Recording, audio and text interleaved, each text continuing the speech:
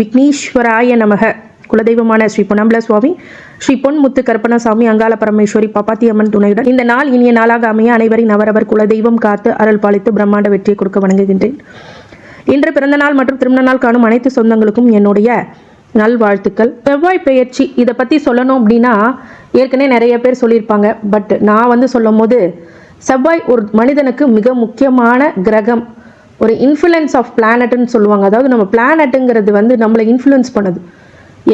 எந்தெந்த பெயர்ச்சி நடக்குதோ அந்த பெயர்ச்சிக்கு தகுந்த மாதிரி தன்னுடைய வாழ்க்கை நிலையை மாற்றி காண்பிக்கக்கூடிய ஒரே திறன் கிரகத்துக்கு மட்டுமே இருக்கிறது தான், மாற்று கருத்துக்கு இல்லை. அந்த செவ்வாய் கிரகமானது ஒருத்தருக்கு கவர்மெண்ட் ஜாப் வேணும் அப்படின்னு கேட்டிங்கன்னு வச்சுக்கோங்க, செவ்வாய் நல்ல நிலையில் இருக்கணும். அதிகார பதவி அப்படின்னு சொல்லும் போது செவ்வாய் நல்ல இடத்துல இருக்கணும். ரொம்ப ஃபண்டமெண்டலாக பொதுவாகவே ஒரு ஜாதகத்தை, ஒரு திருமணம் போன்ற பொருத்தங்களை பார்க்கும்போது செவ்வாய் தோஷம் இருக்கான்னு பார்ப்பாங்க. அந்த செவ்வாய் தோஷம் இருந்ததுன்னா செவ்வாய் தோஷம் உள்ள பெண்ணுக்கு மட்டுமே திருமணம் செய்வார்கள். அது யாருக்குமே சூட் ஆகாது. ஏன் காரணம், அந்த செவ்வாய் அவ்வளோ முக்கியத்துவம் ஒரு மனிதனுக்கு. அது திருமணத்துக்கு மட்டும் அல்லாமல் குடும்பத்துக்கும் செவ்வாய் ரொம்ப முக்கியமான காரகத்துவம். ஒருத்தர் அதிகார பதவியில் இருக்கிறதுக்கோ கவர்மெண்ட் ஜாபில் போகிறதுக்கோ எல்லாத்துக்குமே செவ்வாயோடைய துணை. தைரியம் அப்படிங்கிறது ஒன்று இருந்தால் கல்வி கேள்விகள் மட்டும் அல்லாமல் உங்களுடைய பொருள் செல்வத்தையும் காக்கக்கூடிய தைரியத்தை கொடுப்பவரும் செவ்வாய் தான். அதனால் செவ்வாய் கிரகம் உங்களுக்கு சுபிட்சமாக இருந்தால் நீங்கள் எதற்குமே பயப்பட தேவையில்லை, எல்லாத்தையும் கட்டி காப்பாற்றி கூட்டிகிட்டு வருவீங்க தான் உண்மை. அந்த செவ்வாய் உங்களுடைய ஜாதகத்தில் ரொம்ப முக்கியமானது. கோச்சாரப்படியும் செவ்வாய் பெயர்ச்சி ஒரு மனிதனுக்கு மிகப்பெரிய தாக்கத்தை ஏற்படுத்தும் அப்படிங்கிறதுக்கு மாற்று கருத்துக்கு இடம் இல்லை. ஒருத்தட்ட போய் சண்டை போட்டு நீங்கள் ஜெயிக்கிறீங்கன்னா கூட உங்களுக்கு செவ்வாயுடைய ஆதிக்கம் இருக்க வேண்டும். ஒருத்தட்ட போயிட்டு நீங்கள் ஒரு விஷயம் சொல்ல போகிறீங்க, அந்த விஷயத்தை நீங்கள் ஜெயிக்கணும் அப்படின்னா ஒரு சில விஷயங்கள் வாதங்கள் அதிகமாக ஆகும்போது அதை ஜெயிக்கக்கூடிய ஒரே கிரகம் செவ்வாய் கிரகம். இந்த செவ்வாய் கிரகம் சரியில்லை அப்படின்னா அவங்க கோலை மாதிரி ஆயிடுவாங்க. எடுத்துக்கு கூறக்கூடிய மனநிலையில் இருக்க மாட்டாங்க, இதுதான் உண்மை. அப்படி எடுத்து சொல்லக்கூடிய நிலையில் இருக்க மாட்டாங்க. ஒரு போலீஸ் உத்தியோகம் இருக்குது, ஒரு காவல்துறை இராணுவத்துறையில் இருக்கிறவங்களுக்கும் இந்த செவ்வாய் அப்படிங்கிறது ரொம்ப முக்கியமானது. அதிகார பதவியில் உட்கார்ந்துக்கூடிய மினிஸ்டர்ஸ் இதுக்கெல்லாம் செவ்வாயோட காரகத்துவம் ரொம்ப முக்கியமானது. அதே மாதிரி ஒரு மனிதனுக்கு என்ன தேவை, குடும்பம், வீடு, மனை, பதவி, அதிகாரம், இதெல்லாம் என்னன்னா செவ்வாயோடைய காரகத்துவத்தில் இருக்கிறவங்களால தான் இதை அச்சீவ் பண்ண முடியும். அப்படிங்கும் போது அந்த செவ்வாய் எவ்வளோ முக்கியமானது அப்படிங்கிறது பார்க்கணும். நம்ம கல்யாணத்துக்குனாலும் செவ்வாய் தான் பார்க்குறோம். அதே மாதிரி குடும்பம் நடத்துவாங்களா இல்லையாங்கிறது செவ்வாயை தான் பார்ப்பாங்க. அதே மாதிரி உங்களுடைய பதவிக்கும் பட்டம் பதவிக்கும் செவ்வாய் தான் காரகத்துவம். ஒருத்தர் வீடுமான யோகத்தோடு வாழ்கிறாங்க, காரு, வண்டி, வாகனம் எல்லாத்தையும் வாங்கினாங்கன்னா அதுவும் செவ்வாயோடைய காரகத்துவம் இருக்கும். இப்படி முக்கியமான இடத்துல செவ்வாய் இருக்கிறார். இந்த செவ்வாய் பெயர்ச்சிங்கிறதும் முக்கியமானதே. அதே மாதிரி செவ்வாய் உங்களுக்கு என்னென்ன அள்ளி கொடுக்க போகிறார், எதை கிள்ளி கொடுக்க போகிறார் அப்படிங்கிறது தான் விஷயம். ஒருத்தர் போய் ஒரு மிகப்பெரிய அரசியல்வாதியாக அதிகாரம் பண்ணக்கூடிய இயல்பையும் செவ்வாய் தான் கொடுக்குது. நிறைய பேர் இப்போ அரசியல் போன்ற நல்ல விஷயங்களில் இளைஞர்களும் முன்னிருந்து வந்திருக்கிறதுக்கு காரணம் செவ்வாயுடைய காரகத்துவமும் ஒரு காரணம். அப்படிப்பட்ட செவ்வாயானது மார்ச் 15 அன்று மகர ராசியில் உச்சம் பெற்ற செவ்வாய் கும்பராசிக்கு செல்கிறார். ஏப்ரல் 22 வரை கும்பராசியில் சஞ்சாரிக்க போகின்றார். அது வரைக்கும் எப்படிப்பட்ட பலன்கள் ஒவ்வொரு ராசிக்கும் கொடுக்க போறார் அப்படிங்கிறது தான் விஷயம். இங்கே சாதக பாதக பலன்கள் என்ன, இந்த செவ்வாய் நாள் எப்படிப்பட்ட தாக்கத்தை ஏற்படுத்தும் அப்படிங்கிறத பற்றி விரிவாக காணலாம். ஏற்கனவே சப்ஸ்கிரைப் பண்ணியிருந்தீங்க அப்படின்னா நிறைய பேர்த்துக்கு ஷேர் பண்ணுங்கள் இந்த வீடியோ. அவங்களுக்கு ஒரு உபயோகமான தகவலை நீங்கள் பயன்பாட்டிற்கு கொடுக்கிறீர்கள். இது ஒரு மிகப்பெரிய நல்ல செயல். அதே மாதிரி ஏன்னா ஒரு பயனுள்ள தகவல் ஒருத்தருக்கு போய் சேரும்போது அதில் நன்மை ஏதாவது அவங்களுக்கு நடந்ததுன்னா அதுவே ஒரு மிகப்பெரிய ஒரு பிராப்தம், புண்ணியம் அப்படிங்கிறது உண்டு. அதே மாதிரி சப்ஸ்கிரைப் பண்ணாமல் இருந்தீங்க அப்படின்னா சப்ஸ்கிரைப் பண்ணிக்கோங்க. உங்கள் பெல் ஐக்கானை ப்ரெஸ் பண்ணி நோட்டிஃபிகேஷன் பேனலாம் ஆன் பண்ணிக்கோங்க. தொடர்ந்து வருகின்ற அனைத்து வீடியோஸும் உங்களுடைய பார்வைக்கு கண்முன். வெளிநாடு மக்கள் அவங்களுக்கு எல்லாத்துக்குமே இந்த பதிவை முழுமையாக பாருங்கள். அது உங்களுக்கு நிறைய தகவல்கள் உங்களுக்கு காத்து கொண்டிருக்கிறது. மாலை 6:22 செவ்வாய்க்கிழமை மாலை 6:22 பயிற்சி ஆகிறார். கும்பராசிக்கு சனியால் ஆளப்படுமான கும்பராசிக்கு நுழைகிறார்.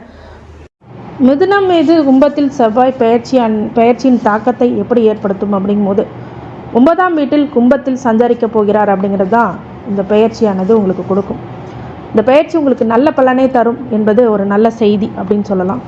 அதே மாதிரி நீங்கள் இது வரைக்கும் எந்த செயலை செய்யணும் ஒரு டார்கெட்டை ஃபிக்ஸ் பண்ணியிருக்கீங்களோ அந்த டார்கெட்டை இந்த காலகட்டத்தில் நீங்கள் அடைஞ்சே ஆவீங்க.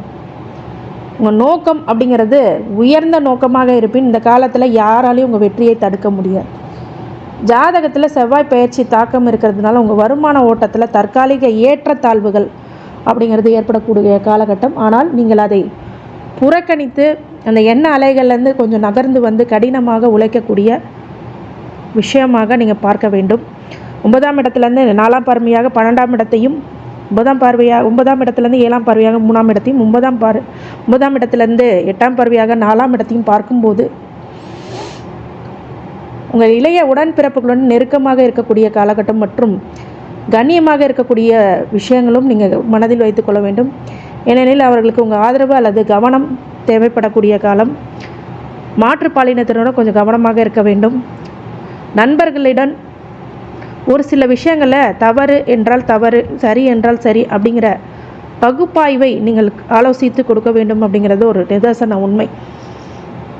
நிறைய ஃப்ரெண்ட்ஸுக்கு இப்போ வந்து பேர் ஃப்ரெண்ட்ஸை எதிரியாக ஆகக்கூடிய விஷயங்களும் இப்போ அமையும். யாராவது வந்து நிறைய பேர் ஒத்துமையாக இருக்கிறது இந்த காலகட்டத்தில் முடியுமான்னு கேட்டால் ஒரு சில இடத்துல அது முடியாமல் போகலாம். ஆனால் ஒற்றுமையாக இருக்கிறதுக்கு சில சான்றுகளும் இருக்குது, நிறைய சான்றுகள் இருக்குது.